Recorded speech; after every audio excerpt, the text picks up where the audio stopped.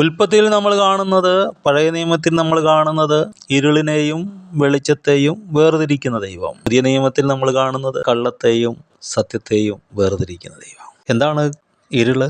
ദൈവത്തിന് നിങ്ങൾ അനുഗ്രഹിക്കപ്പെടുന്നതിൽ ഇഷ്ടമില്ല എന്ന് പറയുന്ന ഒരു കള്ളനെ നമ്മൾ കാണുന്നു, ഇരുളിനെ നമ്മൾ കാണുന്നു. യഥാർത്ഥത്തിൽ നമ്മൾ അനുഗ്രഹിക്കപ്പെടണമെന്ന് ആഗ്രഹിക്കുന്ന ദൈവമാണ്.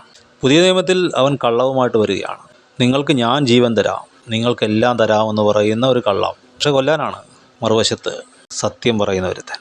ആ സത്യം തൻ്റെ മരണത്തിലൂടെ കാണിച്ച് പ്രൂവ് ചെയ്ത ഒരുത്തൻ. നമ്മൾ വെളിച്ചമാണ്, വെളിച്ചത്തിൻ്റെ മക്കളാണ്. നമ്മൾ അന്തർഭാഗത്തിൽ സത്യമുള്ളവരാണ്. ഇരുൾ നമ്മളെ ജയിക്കുകയില്ല, നുണ നമ്മളെ വാഴുകയില്ല. നമ്മൾ അനുഗ്രഹിക്കപ്പെട്ടവരാണ്, അനുഗ്രഹിക്കാനുള്ളവരാണ്.